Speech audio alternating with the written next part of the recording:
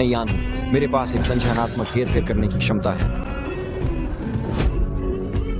मैं अपनी सोच और भ्रांतियों को दूसरों के दिमाग में प्रक्षिप्त कर सकता हूँ। मैं उनके मानसिक तंत्र में भी घुस सकता हूँ और सीधे उनके व्यवहार को प्रभावित कर सकता हूँ। मैं अपने दत्तक पिता के साथ एक परित्यक्त जहाज पर रहता था। हम छुपकर रहते थे ताकि मेरी क्षमता उजागर न हो और मैं अपनी शक्ति का छोटे नियंत्रित तरीकों से उपयोग करके जीवित रहता था। उस दिन हम हमेशा की तरह एक किराने की दुकान पर गए थे। मैंने बाहर मालिक की धारणा में हस्तक्षेप किया, जिससे उसे विश्वास हो गया कि मेरे पिता ने पूरी राशि चुका दी है। लेकिन अचानक एक लड़की ने मुझसे अभिवादन किया और मेरी भ्रांति टूट गई। मालिक होश में आ गई। उसने एक हथौड़ा उठाया और सीधे हमारी ओर दौड़ पड़ी। मैंने जल्दी से एक और भ्रांति डाली, जिससे उसे लगा कि मैंने उसे गोली मार दी है। वह डर के मारे जमीन पर गिर गई और मेरे पिता और मैं जल्दी से वहां से भाग गए। जल्द ही पुलिस ने हमें पकड़ लिया। उन्हें समझ आ गया कि मालिक को कोई चोट नहीं आई थी और मालिक के कहने पर वे हमारा पीछा करते रहे। मैंने रियर व्यू मिरर को ध्यान का केंद्र बनाया और एक नई भ्रांति डाली। अधिकारियों को लगा कि आसमान से ओले गिर रहे हैं। घबराहट में वे नियंत्रण खो बैठे और उनकी गाड़ी पलट गई।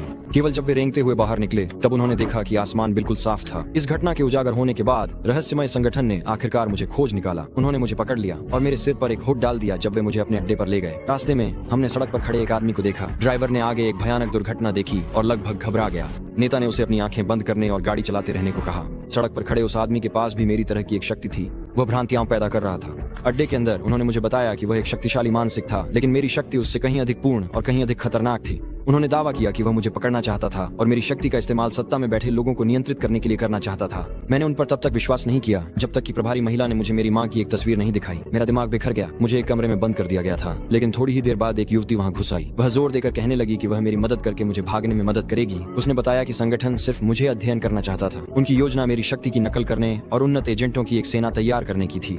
वह उनकी शीर्ष एजेंटों में से एक थी, लेकिन उसका ज़मीर उसे मेरी मदद करने के लिए मजबूर कर रहा था। और उन दिनों में जो हमने साथ बिताए, मैं उसके लिए महसूस करने लगा। जब मुझे पता चला कि मेरी माँ अभी भी जिंदा है तो मैंने उसे ढूंढने का दृढ़ निश्चय कर लिया। लड़की की मदद से मैं एक सुनसान फैक्ट्री तक पहुंच गया। संभवतः वही जगह थी जहां मेरी माँ को रखा गया था, लेकिन रहस्यमय आदमी फिर से प्रकट हो गया। लड़की की असली पहचान उजागर हो गई। वह शुरू से ही उसके साथ मिलकर काम कर रही थी। उसका विश्वासघात मुझे छुरी की तरह चुभ गया। मैंने मुकाबला करने की कोशिश की, लेकिन उसके सामने मेरी ताकत बेकार थी। फिर उसने मुझे सच बताया। वो मेरा जैविक पिता था और सुपर क्षमताएं पैदा करने का फॉर्मूला मेरे दिमाग में ही छुपा हुआ था। संगठन शुरू से ही झूठ बोल रहा था। मैं खुद को सदमे और उलझन में डूबता हुआ महसूस कर रहा था। बाद में आखिरकार मुझे मेरी माँ मिल गई।